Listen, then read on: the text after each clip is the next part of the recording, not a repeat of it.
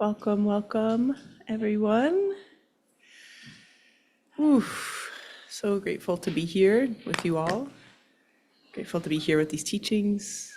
I see a couple new faces. Welcome to the Well of Being Wednesday here at the San Francisco Dharma Collective.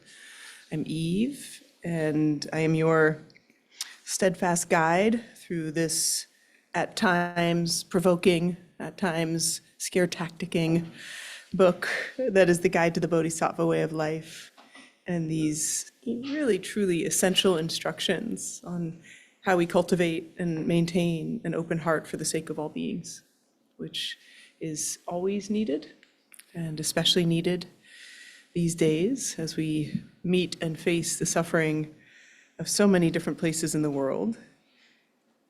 And there can be a tendency to contract with despair, with rage, with all kinds of difficult emotions to be with. And tonight we are coming back to this chapter. We've made our way through the first couple parts of the book. No problem if this is your first time here. Will always has its kind of poignancy and relevance that we can call onto wherever we pull into it. But this chapter happens to be on joyful enthusiasm and this energy or quality of how do we persevere?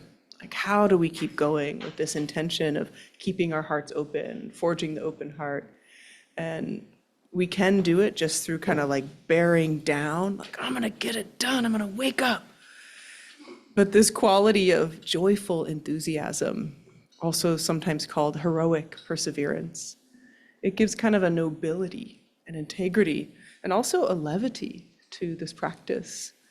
And last week, Shanti Deva, who's the 8th century teacher who first gave this text before he evaporated into thin air, which, God, I would love to do. Don't think it's going to happen, at least in this lifetime. But actually, I like being here on Earth. It's also pretty good. But he uses a number of tactics in this book. He uses kind of scare tactics. If you don't dedicate yourself to awakening, look at the hell you're going to live in and live through. He also uses this kind of seduction technique of Bodhicitta, so amazing. Don't you want to live in a pure realm where everything feels good already? And then sometimes a tactic I like to just call sass, in which he, is kind of mocking. But it's interesting because he, the best we can tell, he wrote this for himself. So these are his internal strategies for motivation, using all these different techniques. And last week we ended with one of his more sassy techniques, which was pointing out the ways that we are lazy. And that word doesn't have the best connotation, we discovered with folks here, but it's not the laziness as in, you're no good and you should be better. It's what are the ways that we kind of fall asleep to the truth of our life and to the truth of what's needed for us. And there's such a beautiful analogy. I was talking with a Dharma friend earlier today, just if we could remember the dreamlike nature of reality at all times, it would be such an important and essential way of moving through the world. And not to say that nothing is real, but in a dream, everything, of course, is a projection of our mind, but we have no idea. We think it's real. But in this reality, we think that we see things how they are. But that's actually not true. We see things through this kind of fuzzy lens of our perception, which is informed by our entire life history, culture, family. We don't see reality as it is. We project upon reality. And to recognize that kind of dreamlike nature of the waking state can be such a source of freedom, especially because dreams, of course, they end, right? And then we recognize, oh, that was wild, or that was horrifying, or wish I would go back there. But in this version of our dreamlike nature of living, we sometimes don't recognize the dream as a dream. We don't see our projections. And that's the cause of so much difficulty and suffering. And one of the main projections that we live in that causes a lot of that suffering, or at least exacerbates that suffering, is thinking that we're alone, especially thinking that we are alone in our difficulties. So the practice we're going to start with tonight, it's a little bit of a circular way of getting to the text, is a practice of Tonglen. Some of you are familiar with this practice. The secondary commentary of this book is by Pema Chödrön, beloved nun of our time, who has just, she's just transformed so many people's lives with her books. It's always so heartening to hear how her work makes its way through so many different places. But Tonglen is a practice she has written about a lot, and she has taught a lot. In the context of the reading we're going to do tonight, it's really talking about the antidotes to the laziness. So don't worry, we'll revisit the laziness to make sure we got the memo on the ways that we fall into our comforts, kind of fall into these ways of not adhering ourselves to what really matters. And one of the antidotes to this is to kind of shake out of the self-doubt, which is a form of laziness, by recognizing that all of us are struggling. Who here sometimes feels self-doubt? Andre, I want your life. It's a good thing.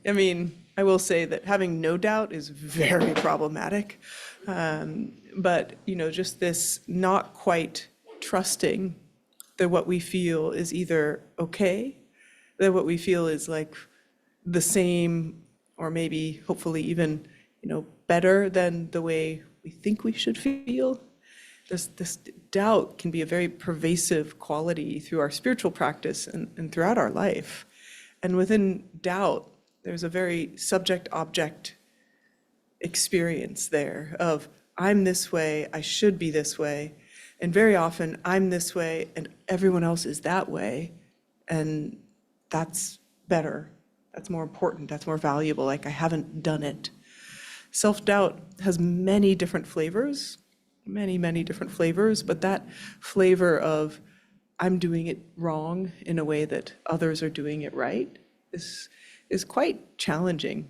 It comes up in our practice, right? So we're meditating with our eyes closed, and our mind is the wild elephant that it will be, going here and there with different thoughts and memories, and we think everybody else is focused. I'm the one who just can't pull it together, right? So that's that kind of doubt, like I'm never going to get this right.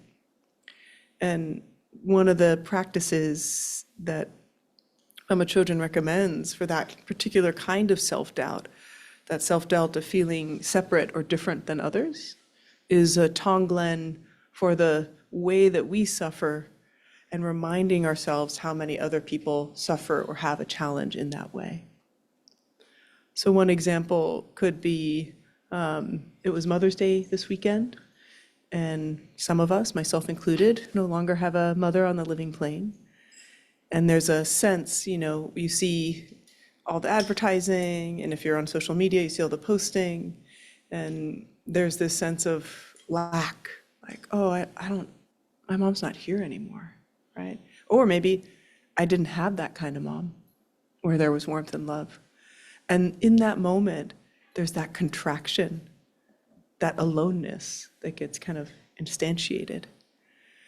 And so we can, instead of kind of just being with the sorrow of, I miss my mom, or I wish I'd had it different, we extend and expand our view to, I wonder how many other people miss their mom. And that's like the fundamental shift with the Bodhisattva attitude. So the Bodhisattva is the warrior of compassion, the being who dedicates themselves entirely, their efforts, their intention, their meditation, their food, their enjoyment, their difficulty, dedicate all of it to waking up for all beings. And the Bodhisattva attitude, if you're enjoying something, may all beings enjoy this. If you're struggling with something, just like all other beings, I'm struggling too. I hope all of us are free. And so for this practice, I'd like us to think of, especially something that feels here and present, that we'd really like to hold in our awakened heart, to hold in our bodhicitta, and be able to recognize other beings who are also struggling, right? So this could be what I'm carrying with me today is a sense of not knowing how to show up for this world in which there's so much suffering.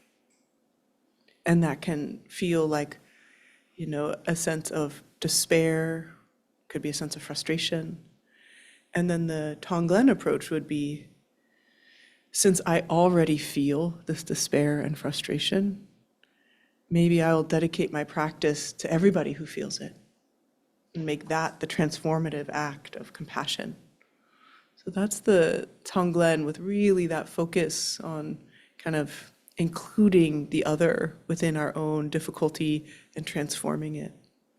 The Tonglen practice involves, we're going to do a light version of it, not the full visualization. We're going to do it more just with the breath, of kind of leaning in and inviting in. This is the real courageous act of Tonglen. We turn towards what's difficult. And then, find that intention and aspiration of compassion. I care about this difficulty. And then through the breath and the exhale, we extend out that aspiration of compassion. It's very simple. I mean, already we are meeting suffering and difficulty, challenges and stress. So why not turn towards it and transform it and invite everybody else along, just like a big party, right? Misery loves company. And in this case, it's really like, it's doing the double merit.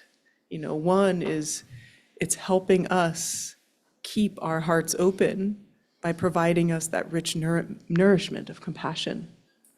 And then the other piece of the merit is we're including all other beings with us.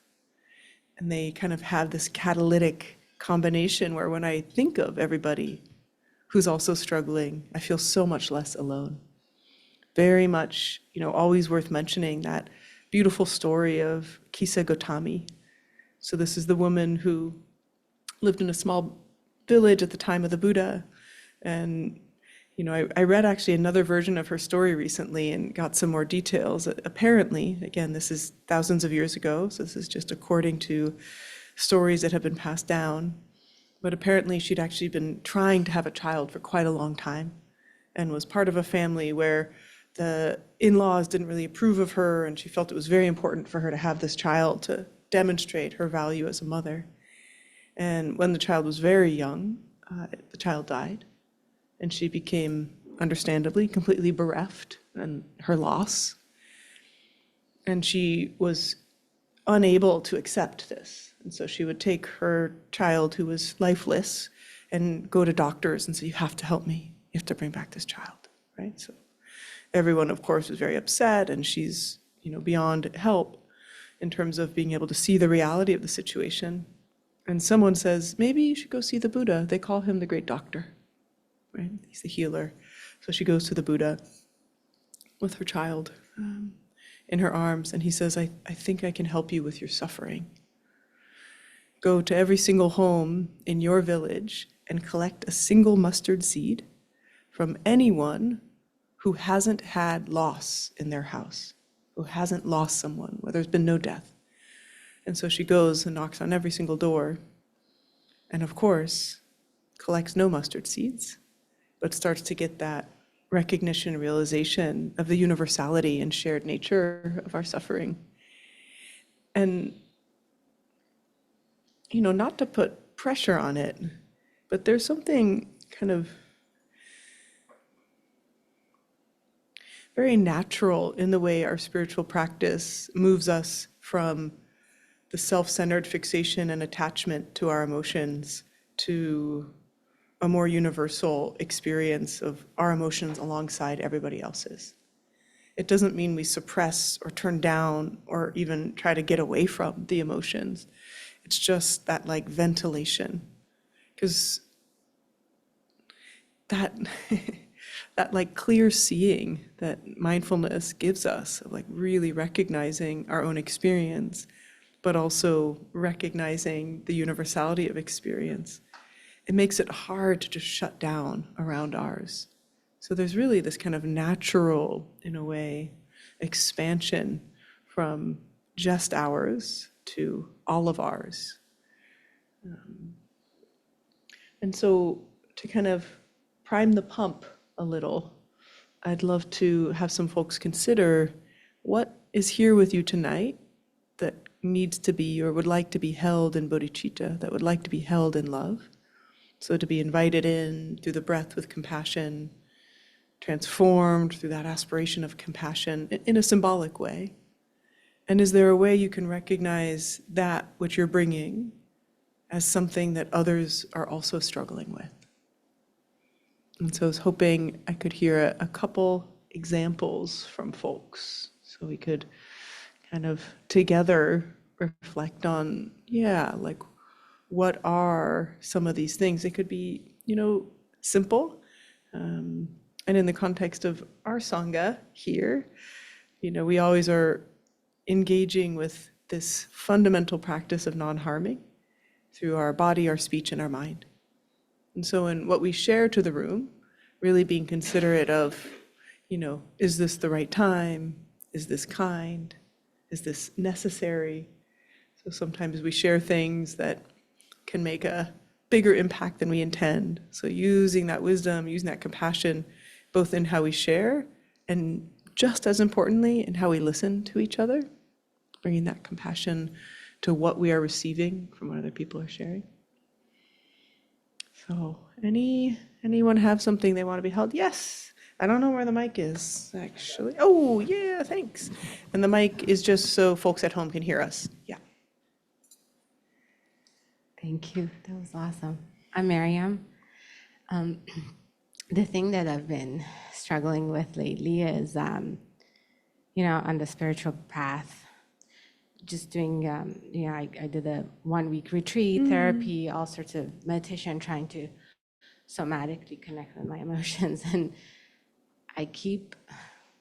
my mind keeps like fooling me that whatever path or tool or what I'm doing is going to be the ultimate salvation. Yeah. That then I'll be okay. Yeah. And then I have to keep coming to the realization and the responsibility of the process is just to actually experience it. Yeah. And there's no way around that. Yeah. And that's a continuous waking for me. Yeah. And it's like, I'm just going to say fuck, sorry. It's like a, damn it. Anyway, that's it. We're not on public radio. We're good. Yeah. So I don't know. It's, and then I feel a sense of grief of that self that really wants that. The whole, poof, like why? Yeah. Just want to poof. Yeah. I mean, what I hear you saying is, what you kind of want to hold and care for is that, like, it's very, young and innocent, this desire for someone or something to just come take care of us. And the grief that, sometimes people can give us care, but actually that doesn't exist out there, right? So I think, holding maybe the grief around it sounds very beautiful. And then imagining how many other people, right, of course in this room, and then, can you invite others along who also might feel that way? I feel that way. I would love there to be the practice, tool, method, retreat thing that would just, person, right, that would just somehow alleviate that. And yeah, I love that you're holding it with tenderness, because that's what we got. Just add, like, I came to this tenderness because of what you shared. So thank you so much. Yeah, thank you. Thank you, Mary. Anybody else? Yeah, Kimberly. I was thinking, working with people and interacting with them can be very difficult. And sometimes it feels like, why are you making it so difficult? So. Yeah. And so holding with bodhicitta, just the difficulty of that. Would you say there's a flavor of frustration or sadness? Frustration. Yeah. Yeah. But also knowledge the person on the other side might feel the same way. Yeah. Isn't it annoying when you're being a pain in the ass and you're like, yeah, I'm totally being a pain in, but it's your fault. But yeah, beautiful. Yeah. And yeah, imagining exactly the other person on the other side of it, and then all of us, right? People, man, all the flavors, it's so tricky. It's like, I hope, I sometimes really, really feel this, that these truly are the perfect ingredients for awakening, the fact that we all are such pain in the asses, but sometimes it's a little exhausting. I mean, I think trying to be heard and understood by others is such a practice of sharpening the blade, not in order to hurt them, right? But like sharpening the blade of like, what sounded weird? Like, can I be understood more clearly, right? That like, I need to say this in a way that's outside of reactivity, that's outside of blame, say this just so clearly. Yeah, thank you. Anyone else? Yeah, please. Ace, yeah. Mine is an experience of like some people in my life when I've made a mistake, and I'm aware that I made a mistake. But instead of it being like, oh yeah, that was a mistake and I'm sorry and I'm going to learn from it, sometimes people will then be like, oh no, you're just a bad person, and there's a feeling of like shame that can come with that. Yeah. And yeah, and it also doesn't feel fair because it's very much like they're coming from a place of like, well, that they never make mistakes, or if that makes any sense. Oh, yeah. Unfortunately, yes. So I'm trying to figure out what the core of that is, Yeah. Yeah. I mean, I think, really touching and to keep it, like, it's interesting with these Tonglen practices, we're using the mind to train the mind, but the mind can get all tricky and be like, ooh, I want to think about this. And then we're no longer practicing, we're kind of analyzing. So it's so good to get like the pithy of, what I want to hold in with bodhicitta is shame, right? Because the whole story of the person and why, like, that's its own story that's also important. But I think like to be made to feel shame, like how many people experience that, right? The kind of the blame and shame continuum there, and like, wow, like, since I'm already wanting to hold this, why don't I bring along all my brothers and sisters and otherwise who are in these shadows? Because it's such a poignant, painful place, and that you can see it too is, very difficult, but also very, very powerful. Yeah, thank you. Yes, Cage. I guess as you were speaking about being pithy, I was thinking I don't really know what I'm feeling a lot of the times. And Yeah. so I guess you sort of prompted me to think about Mother's Day and the relationship with my own, who's still alive, but it could be warmer and closer. Yeah. And it's just kind of a wish Yeah. that maybe one day it could be. And so I don't, when you were saying shame or Yeah. something else, maybe it's grief, Yeah. I guess. Yeah. Longing, Longing. So I would sit with that, and then all the other beings who, the longing or. yeah. And with longing, there can be genuine spiritual longing for awakening, Yes. but the longing of like, I wish for the closeness, Yeah. I feel like that's so nice to have that specificity, because grief is very broad, and that's a beautiful one. Okay. Yeah, thank you. Okay, everyone have a idea? Because there's extra that we can share with you if you're not able to come up with something difficult that other people experience too. Yeah, Jimmy. Oh, are you just holding it? I was just holding the mic, but Hey. shame comes up all the time. Yeah. And it's really, I could go into the story of where it came from my childhood, other people laying all kinds of weird trips on me about my behavior, et cetera, but really what it comes down to at this point in my life is the shame that I feel at not living up to my own values on a day-to-day basis. And there are some days that I do. And we were talking about this the other night. You put my head down on the pillow. I go, today was a good day. Yeah. I didn't compromise my values today. Or, yeah, man, when I blah, blah, blah, blah, blah, blah, and I can run through that. And so that's what I'm going to work with in this practice this evening. Love that. Yeah. And, there's so many ways that we can have that be an unwholesome aspiration, the striving, but the beauty of like just wanting it to be aligned with values and the kind of the ache or the shame of not. I think that's a very, a wholesome one. So thank you. Yeah.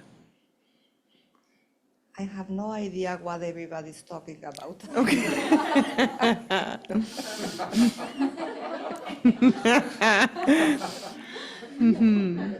Yeah. I mean, life is very difficult or very easy. Yeah. And all depends in which side you are, or you take this side or the other one. And anything matters. I mean, you try your best. Mm. And I think that the best is love. Yeah. Love True. for people, Yep. love for the actions, but also hate.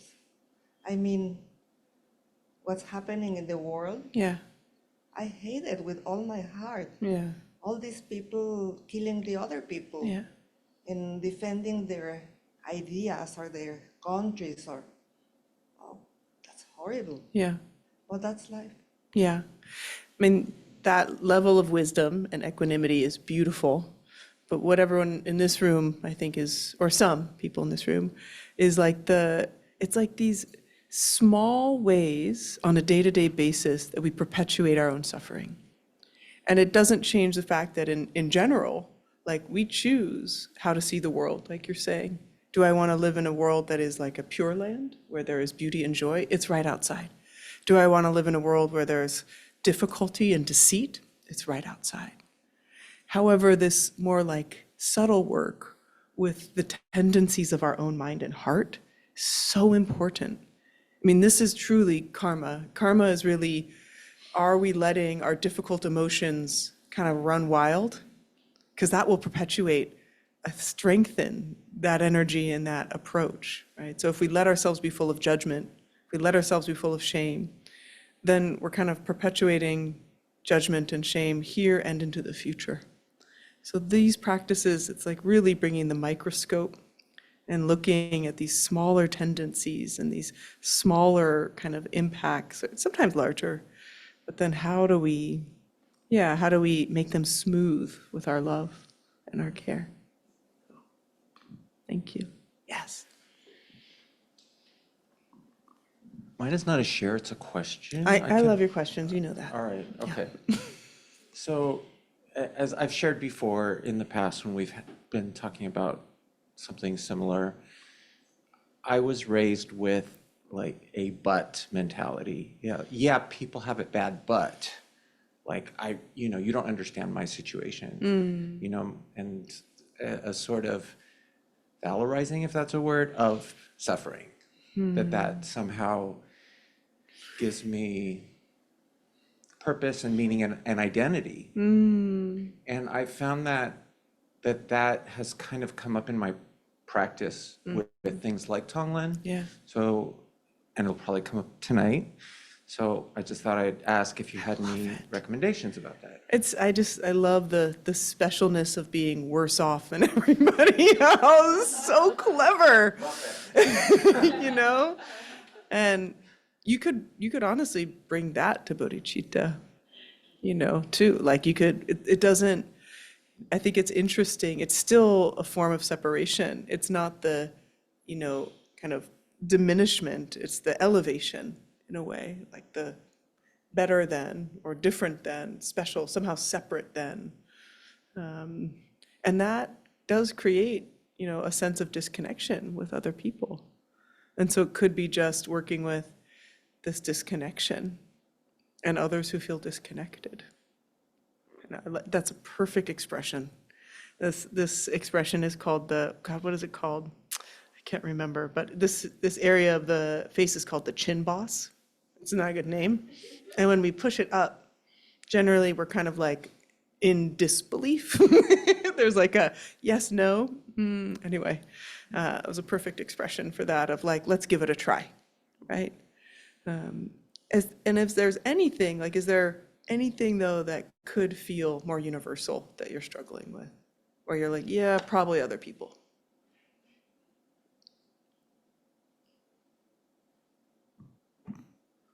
In this particular moment, I'm not sure.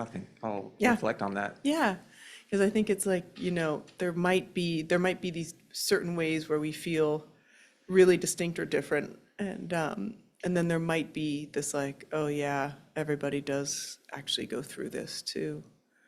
Yeah, and it's interesting, the resistance to kind of giving up the specialness of our unique difficulties and sorrows, right?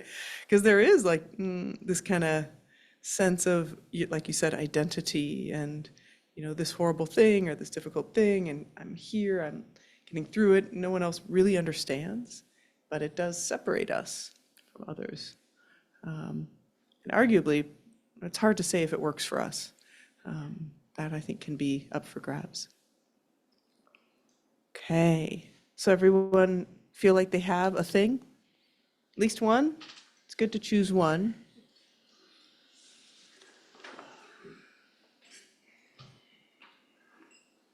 And in general, with this practice, it can be really nice to have both that uprightness, but also if there's a sense of fatigue or tiredness, you come forward on the chair. It can help create a little bit more awakeness, presence. But wherever you are seated, you really want to invite a real gentleness, a softness through the face and the chest and the belly.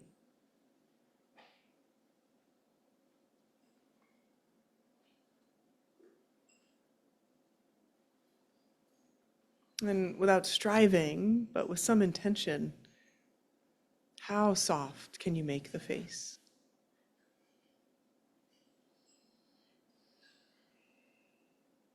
Almost feeling as though bringing attention to softening the face was being caressed with that attention.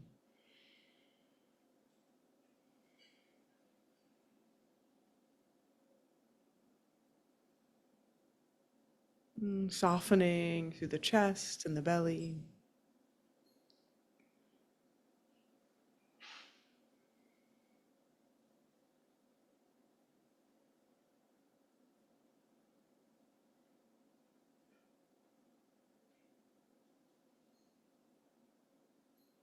As we are having this experience of relaxing and releasing, also finding the uprightness and the vividness of the spine, and our sense of full presence here.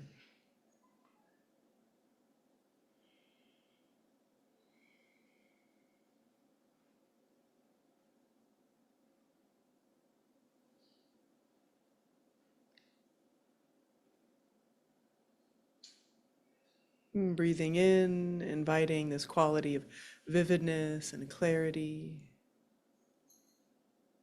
Breathing out, relaxing, releasing.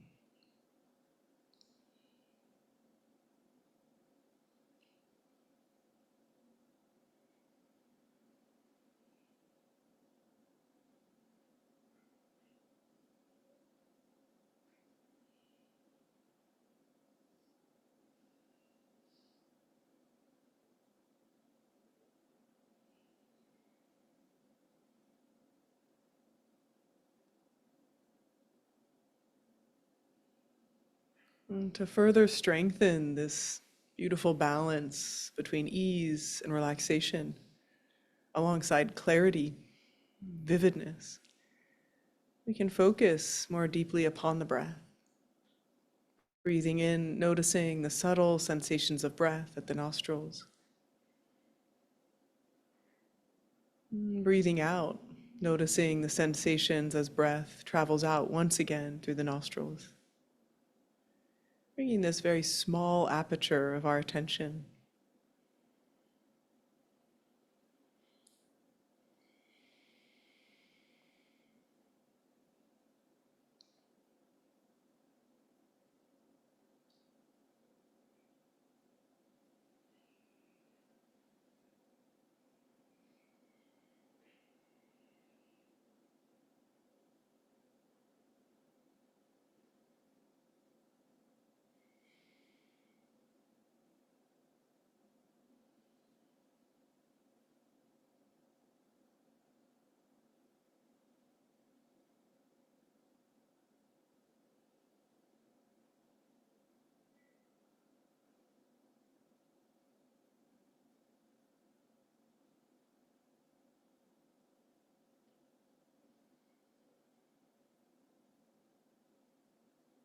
And of course, the mind will wander and get carried away.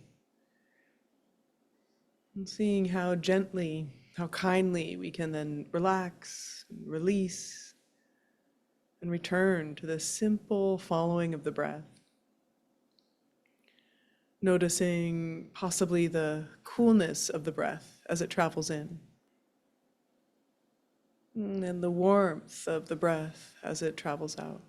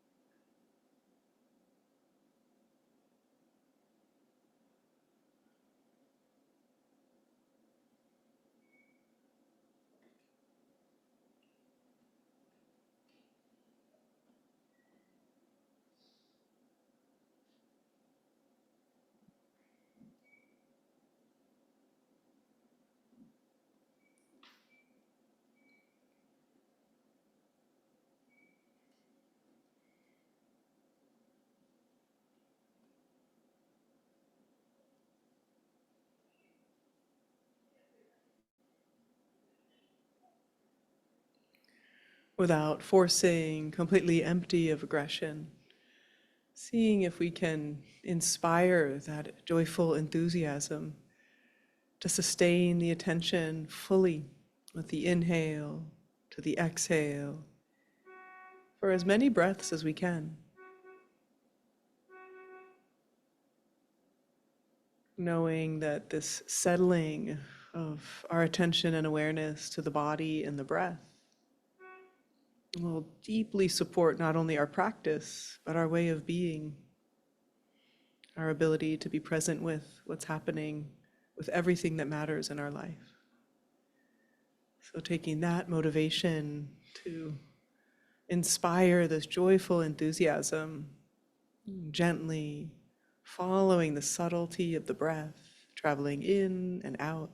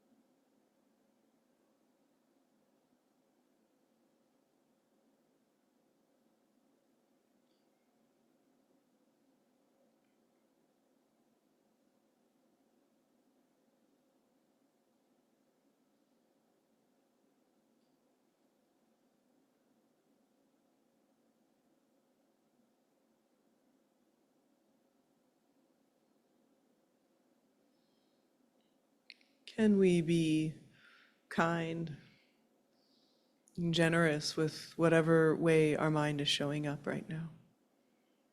Whether we're experiencing tranquility and settling, feeling of fatigue or overwhelm, or scattered all about. Welcome whatever is here. And continue to feel a sense of presence, now focusing on the whole body breathing in, the whole body breathing out.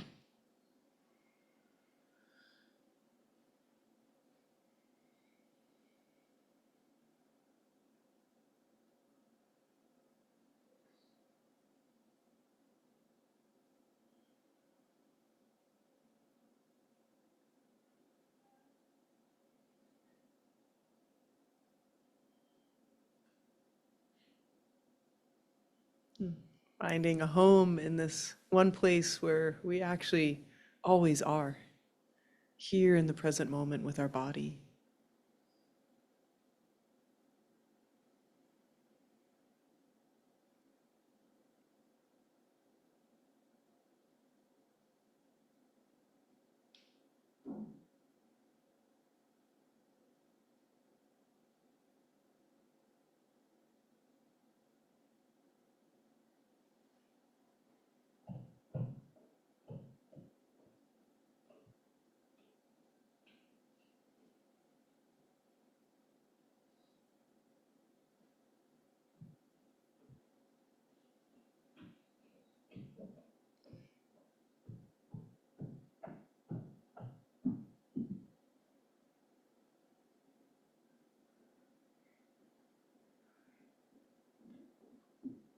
And feel, sense, or imagine the aliveness of being present and here in the body. This the vitality.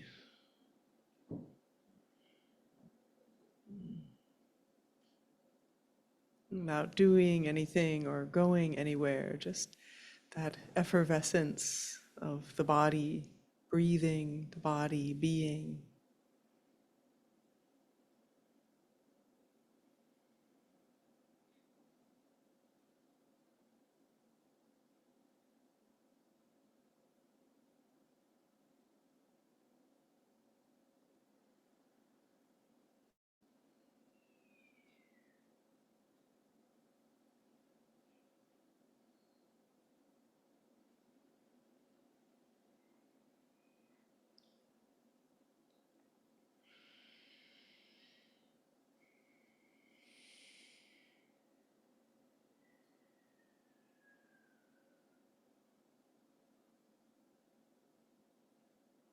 And as we shift our attention and awareness to mind and imagination, taking a moment and just sensing whatever in the body feels good or even just okay.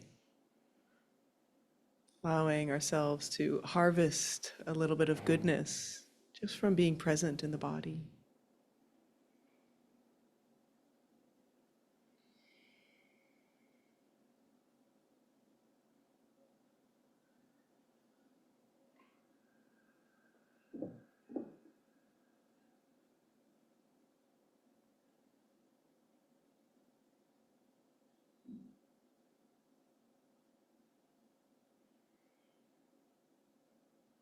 Next phase of our Tonglen practice is to begin by arousing this sense of bodhicitta. This is the tenderness, the gentleness of the heart that longs for awakening. We can experience bodhicitta as a longing, as a sense of great care, kindness. We can feel, sense, or imagine that bodhicitta is right beneath that sense of wishing for our own lives and the lives of others to be free from suffering and difficulty. What is the quality of heart, mind, and body?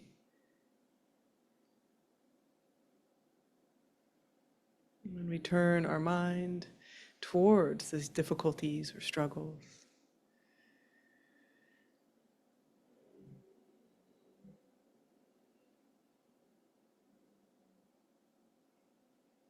This very pilot light of our compassion resides in the heart.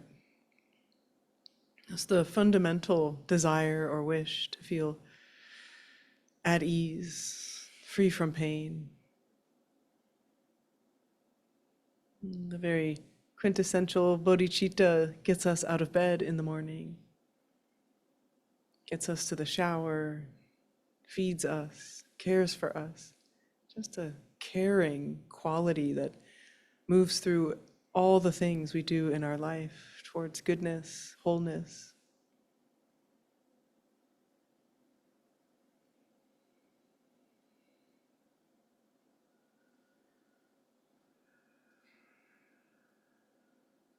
Taking a moment and see if we can capture just that essence quality of bodhicitta.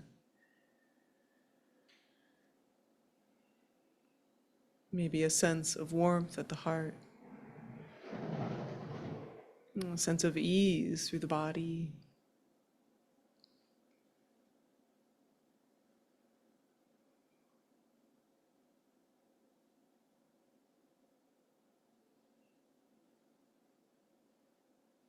As it is said, it's not something we need to generate, but something we reveal, which is always already here. That essential nature of our care.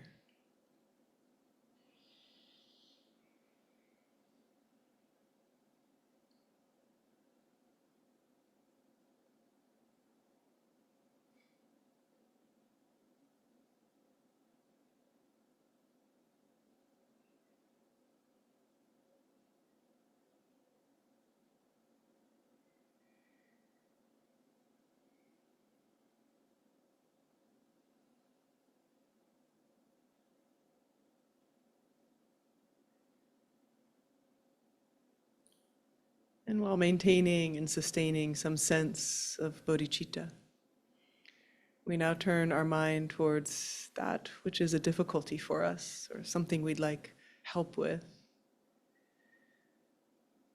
And we bring to mind one situation, circumstance, one area of our life in which we could use that infusion of compassion that we'd like to turn towards directly.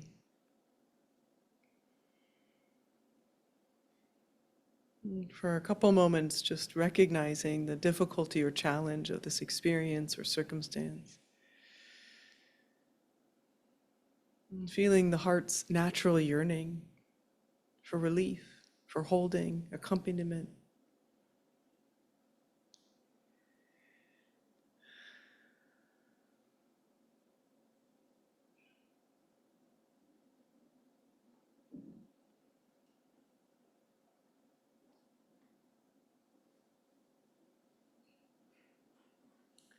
And we'll begin by simply offering ourselves this practice of Tonglen.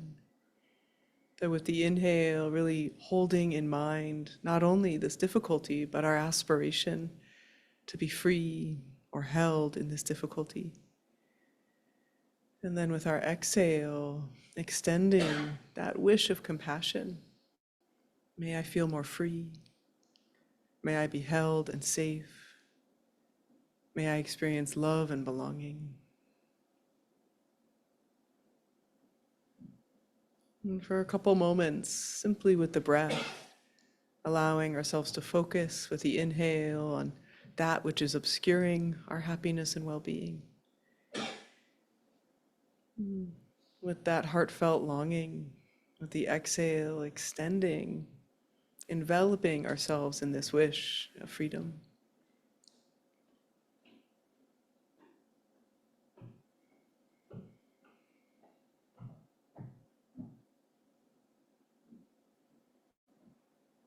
It can be really tricky to practice for ourselves. We may find ourselves distracted or resistant, no problem. For a couple more breaths, really using our attention and our presence to focus on that which we want support with, and bringing the natural compassion that's already in our heart, breath by breath.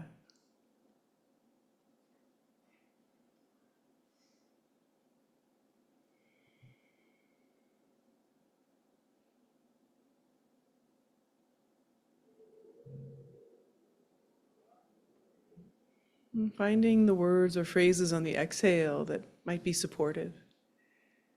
May I feel more ease. May I feel less alone. May I experience love and belonging.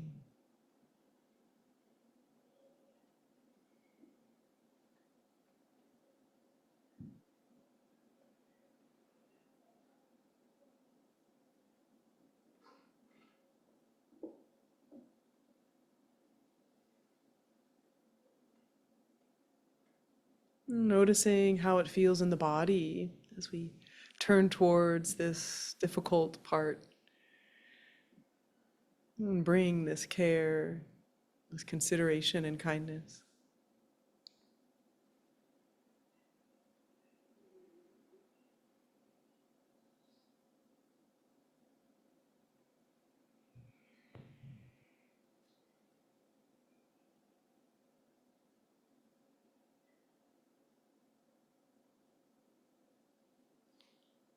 And then with the next exhale, we let ourselves consider all the other beings who struggle like us.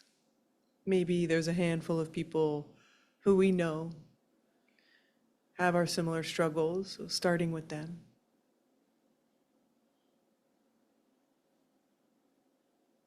And even trying to imagine other people in this room, on this block,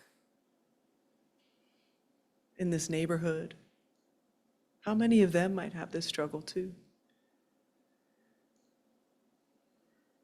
Making it feel very real, the shared aspect of this struggle. And then considering taking this courageous step of, I'll take theirs too. Since I already have this struggle, may I transform their difficulty with my compassion. And so imagining these beings, their difficulties, feel the heart's natural yearning. May all of us be free. And with our next inhale, drawing in this wider sphere of care and concern. And then exhaling, may me and all these beings who struggle just like me be more free, feel love and support, experience belonging.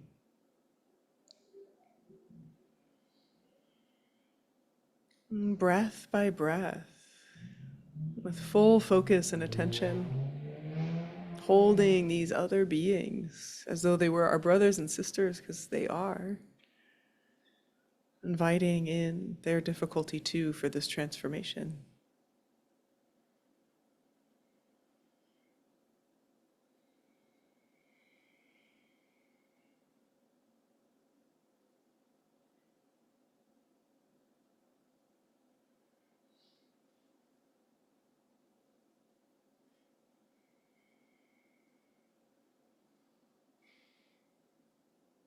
And the aspiration of compassion, it's exercising our imaginal capacity, strengthening within the heart an ability to stay open with what's difficult.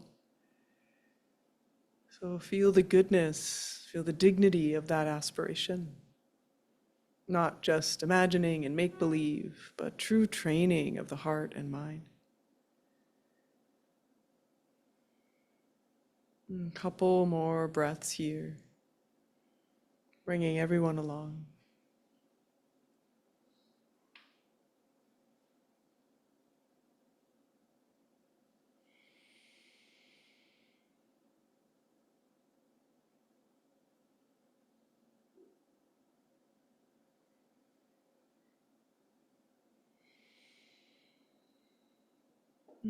The next exhale, releasing these beings, even releasing an idea of your own struggles, leaning back in the mind,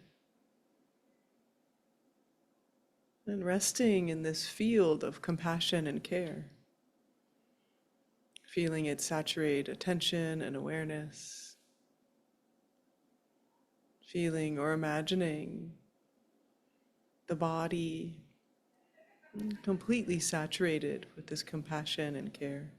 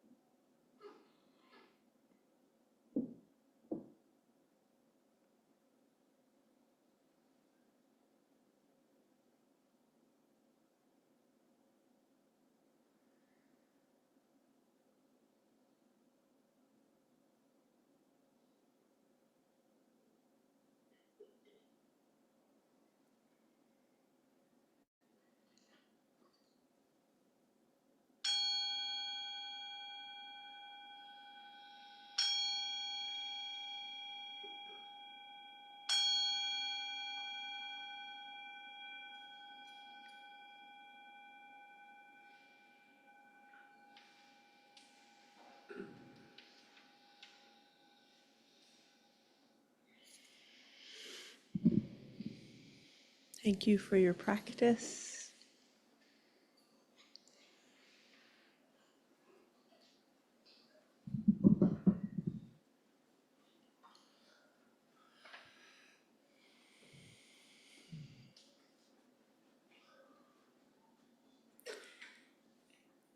So, this is a wonderful time to hear any questions or reflections on the practice. Objections also welcome. Friends online, you are welcome. Yes, please. Okay, yeah, this is kind of embarrassing, but when I tried to give love to everybody else, I felt a big resistance. Yeah. And I was like, I'm not taking all that. Like, I'm so tired. I Yeah. felt really selfish. So, do you have any tips? Yeah. I mean, that sounds kind of like skillful means, Sometimes we don't take it, And I think also, Tonglen, it takes a particular kind of orientation, Like we're so familiar with other people are struggling, let me take it on. And Tonglen is really like, everybody else is suffering anyway, like I'm going to use that energy to strengthen my heart. So it feels a little less like taking it on and almost like you're using them to boost yourself up. But that's not how most of us are conditioned, right? Like when we think of taking it on, we think of like taking it on, right? And so that's so natural. And many people feel that way. They're like, hell no, I'm not taking other people's stuff on.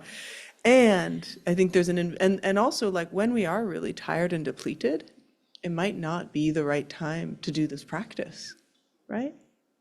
So I think that's why I said it's also skillful means. But I think, I love the on-the-spot Tonglen, so like in the world. So it might be interesting to just see, in different times when you feel more resourced or otherwise, and you come in contact with suffering. Like, can you say, on my bike ride over here, I was like repeating all the phrases so that like every person that I came in contact with became like the source. And I felt like high, right? It wasn't a depletion. Like I wasn't taking their stuff on either, right? But then this one guy, I did turn to the wrong side of the bike lane, but I had to because it was turning. And he went like, and I was like, not you! You don't get my compassion, So, work in progress. And like laughing at ourselves and also seeing like, where is it easy? You know, like some people remind us of someone beloved and it's like, oh, of course I want them to be. And then we go from there. But I love that honesty. Thank you for sharing. Yes. How many other people in this room have felt like that at some point, if not tonight? Yes, very true. Yeah, thank you. Anyone else? And wait, did you keep it and give it to yourself?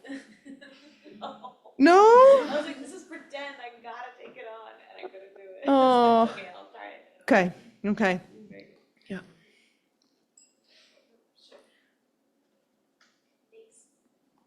So I was kind of focusing on the feelings of rejection, and your mantra of may I find belonging Yeah. and love was really ringing true.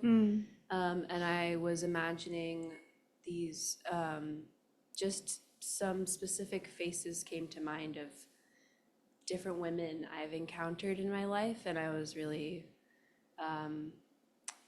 I have a hard time giving that loving kindness energy to myself, but I felt like in giving it to these other energies and these other people, I was imagining them giving it back to me. Beautiful.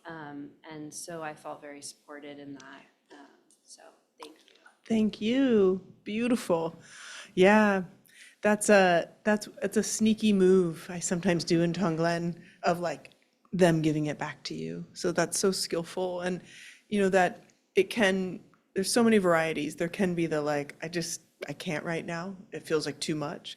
And there can be the energizing quality where imagining others paradoxically makes us feel like more supported. So I think it's so good. Yeah, rejection, loneliness, like such a good practice for these feelings of aloneness. Yeah, thank you. Other questions or reflections? Cage, how'd it go? Yes. Can we migrate the mic? You can almost pass it all the way.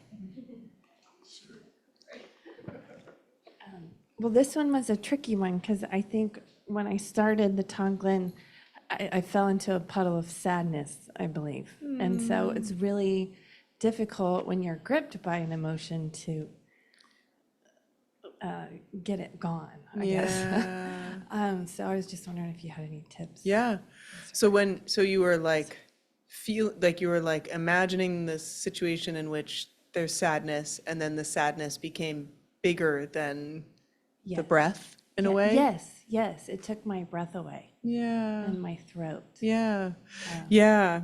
I think the handshake practice at that time is just beautiful, you know, so this is a practice where we turn towards the pure experiencing of an emotion Yes, that's what was taking place. and just let it unfold, you know, without an agenda. Because it's, you know, to feel that natural rise and fall of our emotion, it's so empowering. Because then instead of, you know, the suppression, we're letting it come and also letting it go. Yeah. Yeah. So what happened with it? Well, it was harder I immediately found people that I know actually have the same Yeah. thing. But there was still like a doubt, like they probably don't anymore, like we're too old for that or something, you know? But so it was a little resistance there. Yeah. But then I couldn't, usually I can go really big in Tonglen and like take in a lot of people and it feels really good. But this Yeah. one was just a struggle to open, Yeah. to include more. I had a hard time including others. Yeah. I mean, I think I do think, you know, in the psychospiritual work, right? So when we hit these places of like, I can't, or I'm overwhelmed, like rejoice. Like you're finding the edge of like what needs to be really loved more deeply, right? And that's like getting a hit of that sadness. Like it's not as though the practice created it. It's that there was space that's allowed for it to be seen and held. And I think it makes sense that in touching that sadness that maybe you weren't expecting, Yeah, that there's not room then for other people, and especially with the doubt, like it's so like I think so much of the spiritual path is meeting our doubt, like I should, or those people, like, oh my gosh.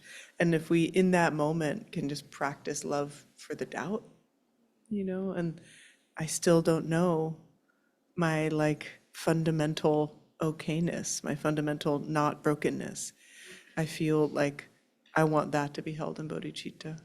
I need that to be held. So, yeah, that's your homework. Yeah, Thank you, Eve. thanks, Cage. Yeah. Okay. Anybody else? Everyone else just cruising? Smooth sailing? Yeah, yeah, Marta. So for me, I really love what you said, using our mind to, I forget exactly what it was, but to train the mind. Yeah. And this idea of Shanti Deva writing it for himself, that really touched me because like lately I've been aware how all of the insanities I'm walking through are very much creations of my own. Yeah. And like this shadow of being aware that like it's not outside of myself, it's very much within myself. And it's pretty hardcore. And like this idea that he wrote it for himself and using different techniques is so exciting. Yeah. Because I see it like in my daily practice. Like sometimes there needs to be discipline, and sometimes there needs to be that Yes. spicy, seductive, like let's do it, or whatever approach Yeah. works. And the practice was really beautiful. Thank you for that. Because like these shadows coming to the surface, and very much just had some conversations with a couple of people who are going through the exact same thing. And it's kind of insane to see it being mirrored back to me.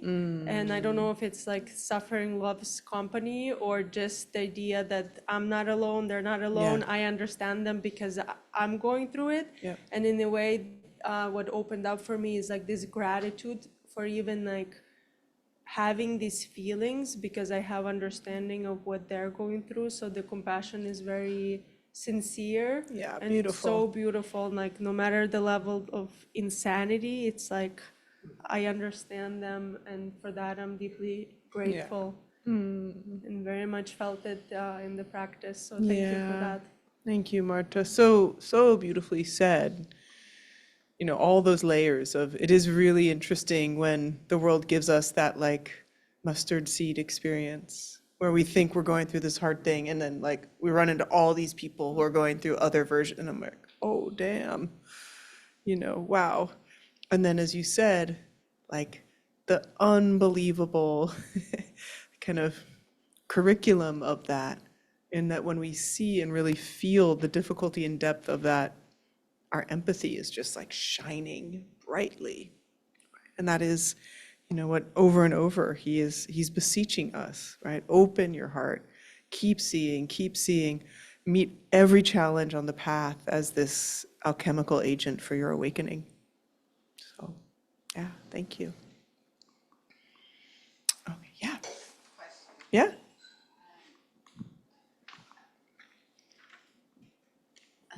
So I also, when you were mentioning, and it was shared with the community, sometimes I'm able to open, and sometimes it's like, no. Yeah.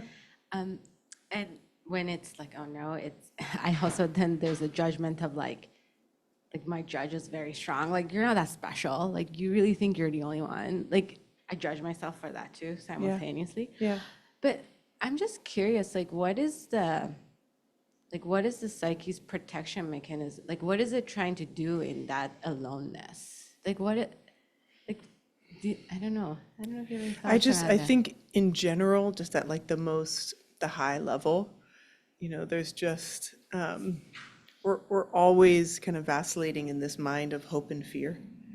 So we want so much, we hope so much for this good outcome, and we fear so much for the bad outcome. And that, like, that simple kind of tension, it has infinite displays, you know? And I think what makes it in a certain person, it's beautiful, it's very distinct depending on like how we grew up and why we grew up. And there's some trends and some, you know, shared experiences, like, oh, we were the caregiver in our family, or we were the rebel in our, you know, there are these archetypes. But if we like keep peeling back and keep peeling back, often we find kind of the essence. Yeah. Yeah, but great question. Thank you. Yeah. Okay, so the first part of this teaching tonight it's a little heavy. It's the teachings of impermanence that Shanti Deva, so he's giving us the scare tactic here. Is, you know, this verse here, he says, "Don't you see how one by one death comes to claim your fellow men, and yet you slumber on so soundly, like a buffalo beside its butcher." And this is this kind of, you know, when he mentions these kinds of laziness in this chapter, one of the kinds of laziness is just the laziness of comfort and escaping into comfort, right? And this idea that we don't even see that we are kind of getting lulled into, you know, and like at this time in our current era, we can be lulled into comforts like almost our entire waking life. And that comfort might be a misnomer because that includes distraction, right? And comfort's also like refreshing your news app over and over. It might not feel comforting, but it's you escaping from what you don't want to feel, right? So that like kind of slumber, and that in some ways, in order to kind of like get ourselves out of that slumber, we have to see the impermanence. We have to see so clearly that death comes for everyone. And yeah, some of you may also know this, but we did lose a beautiful teacher in our community yesterday, who's taught here before. So this feels quite poignant. Some of you know Ralph de la Rosa. Yeah, Ralph passed away yesterday. It's causes unknown. And I wanted to mention it here. You know, he's a beautiful practitioner, and I really trust and hope that there was peace and ease in his passage. And also, you know, for me, it has been an all-day reminder of like, yeah, of course, it could happen to any of us, right? And I do take a lot of comfort in his dedication to practice. We were kind of young, wild punk rock kids together. And so I've known him a long time. We weren't particularly tight in these last years or decades even, but you know, I have so much respect for his work and the many people whose life he impacted with his work. And also to think of, wow, he dedicated his life almost entirely to the Dharma. And just as a kind of motivation there. So then this next stanza here, all paths of flight are blocked. The Lord of Death now has you in his sights. How can you take pleasure in your food? How can you delight in rest and sleep? So he's giving us a little of the tough love here. You know, if we are aware, if we look around, of course we know death is coming and we don't know when. I still think we should get good sleep and eat well, so I'm not with Shanti Deva on that. But this idea of getting kind of lost just in our comforts, and this potential that the Dharma offers us to actually have death feel like something that can connect us more deeply to life is quite distinct. So Pema says, our death could be a liberating experience, a falling apart into openness. And the way that that happens, you know, that she describes is With each meditation session, you can train in opening to whatever arises and relaxing with the immediacy of your experience, acknowledging the pleasant or unpleasant and letting them pass away. And then at the time of death, you'll be ready to let go of your attachment to this life and surrender to the practice of dissolving. High bar. But this idea that what we're cultivating as part of our practice is this too is welcome. My sadness is welcome. My resistance is welcome. Whatever arises in my practice is welcome. And that starts to become how we actually receive the world bit by bit. Like, yeah, not what I wanted, but okay, you're welcome too. And that this, really does give us like the training to be with death and dying. Especially, if we have a slower death that we know about. Of course, it's difficult. I remember someone asking Tenzin Wangyal Rinpoche, like, what if you just die unexpectedly and suddenly? Can you do any of these practices? He's like, nope. I was like, oh, okay. But luckily, the training's good anyway, along the way. And also, as some of you know, in Tibetan Buddhism, there's like unbelievable display of different practices that you can do right at the time of dying and visualizations. And so I think he meant more a lot of those practices.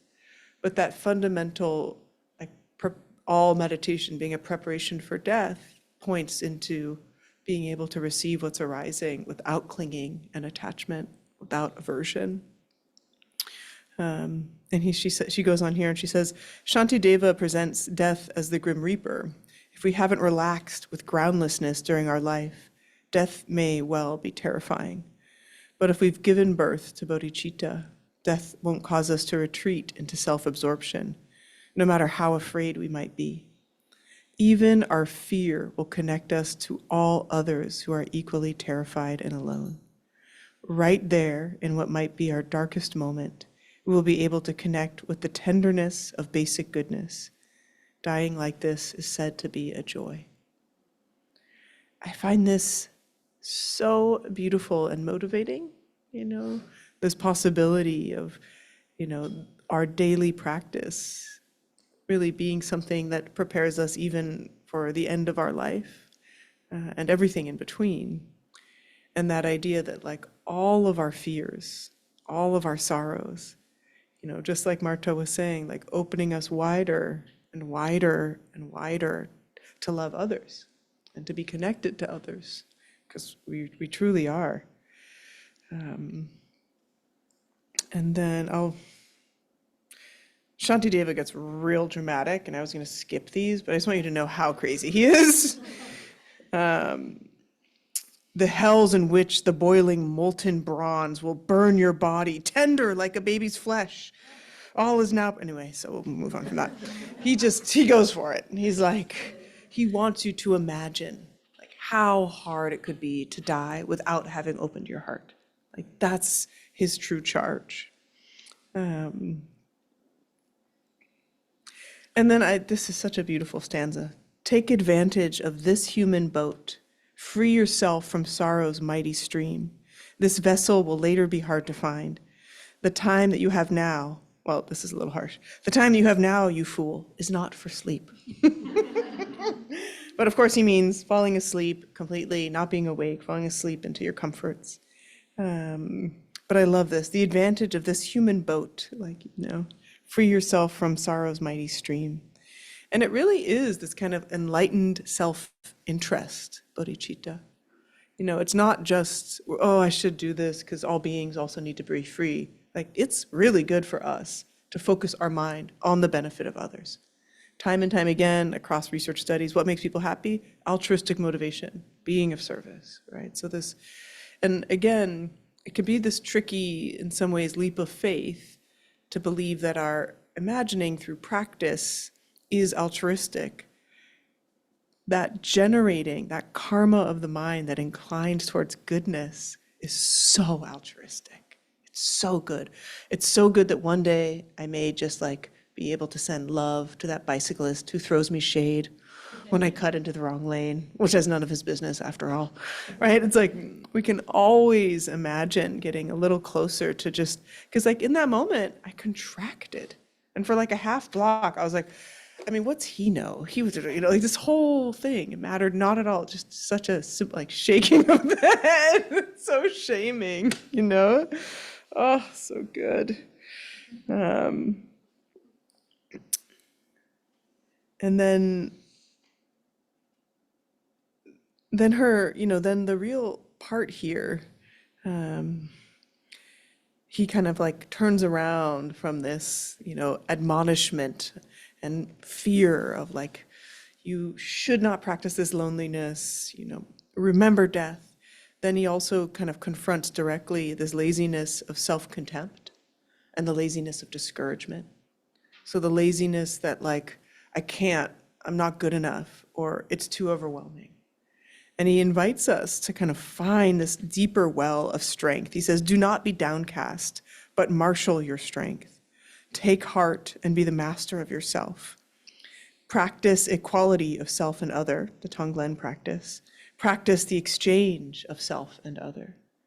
So how do we meet these feelings of overwhelm or contempt? Like, I can't do it. Having my heart open for everyone, it's too much. And he says, marshal your strength. Take heart. Be the master of yourself. Practice these equality of self and other. So that's just like me. I want to be, everyone on this planet wants to be happy and avoid suffering. And then the exchange. May I take all your suffering with mine and offer compassion. Yeah, and I think what Pema says here is this practice of Tonglen. It means contacting our feelings of rage, self-contempt, resentment, envy, and so on, and realizing these feelings are shared by everyone. They are not hindrances. They lead us to a genuine understanding. They are necessary stepping stones in the process of awakening genuine self-compassion or genuine compassion.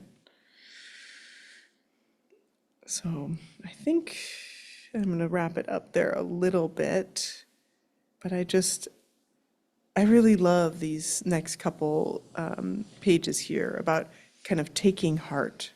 And yeah, this one stanza she has on how we cultivate this bodhicitta, this quality of the tenderized open heart. And when I was on retreat in February, I spent many days, like in the beginning of my day and my morning, really kind of wondering, like, what is bodhicitta? Like, what is it? Where is it? Just this kind of very curious, innocent, not knowing. And what kept coming through for me was, and I've shared this before, just like unbelievable tenderness, like unbelievable tenderness. So it doesn't necessarily mean, it's not like this thing, but it is this quality we start to kind of familiarize with. And she says, as we connect more profoundly with bodhicitta, the unchanging, non-conceptual openness of our being becomes more accessible. Whew. So as we connect more profoundly with bodhicitta, the unchanging, non-conceptual openness of our being becomes more accessible. So it's through that tenderness that we actually can start releasing some of that, the confines of like, I don't like this, I like this, it's just, it all becomes this practice of like welcoming and transforming. And then what's revealed is that uncontrived, non-conceptual and non-dual state of our natural being. So this question often, especially in the Tibetan Buddhist tradition, of what is the true nature of mind? And we're meant to ask it over and over and over until we kind of feel that freshness that's described here.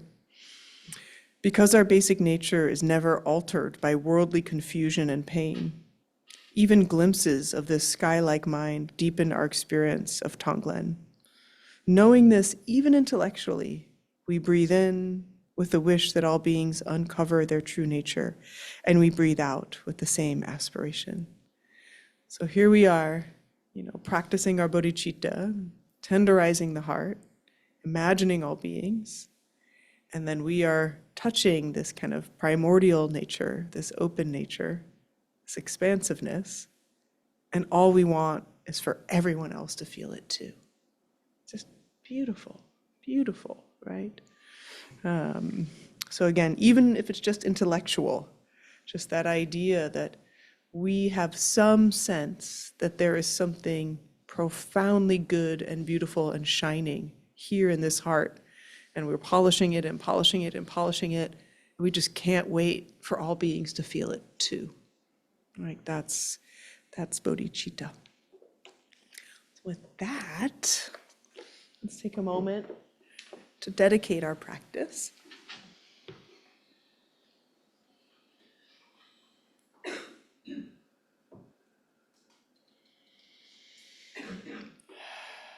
So really finding and inhabiting the breath. And softening once again through the eyes, jaw, the chest, and the belly.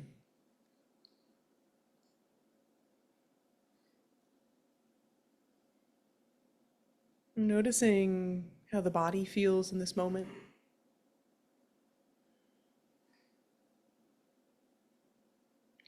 And then considering, imagining, or feeling whatever benefit, whatever energy that we have generated together in this evening of practice and connection.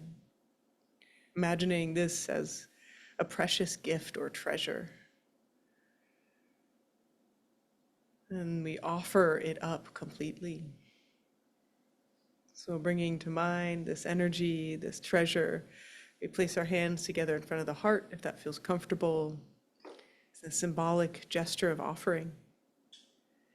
So offering our accumulated energy, our collective energy, that all beings everywhere could feel healthy and strong. That all beings everywhere would know love and belonging. That all beings everywhere could live with peace and ease. That all beings everywhere could be completely free.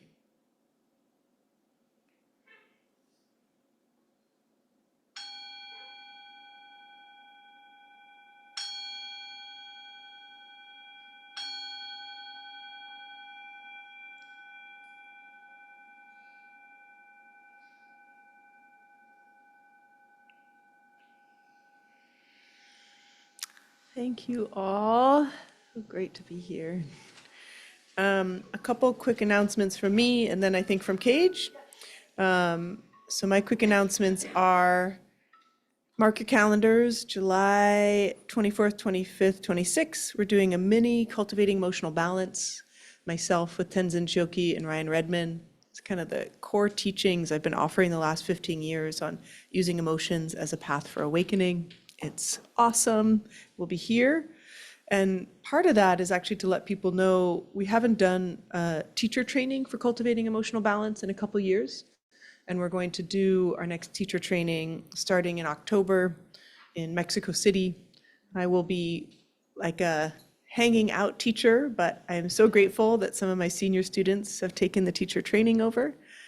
Some of you might know Michael Lobsan Tempa, beautiful practitioner and teacher, and a woman named Litsuli Zarate, who is incredible researcher and studies indigenous ways of knowing and community and interdependence, and has been teaching CEB for years and years. And both of them are going to lead the training, and I'm going to hang out. So if you're interested, they are accepting applications for the year-long training, which you learn the 42-hour modality. For those of you who already know CEB, that will be clear, and if not, maybe come in July, see if you like it.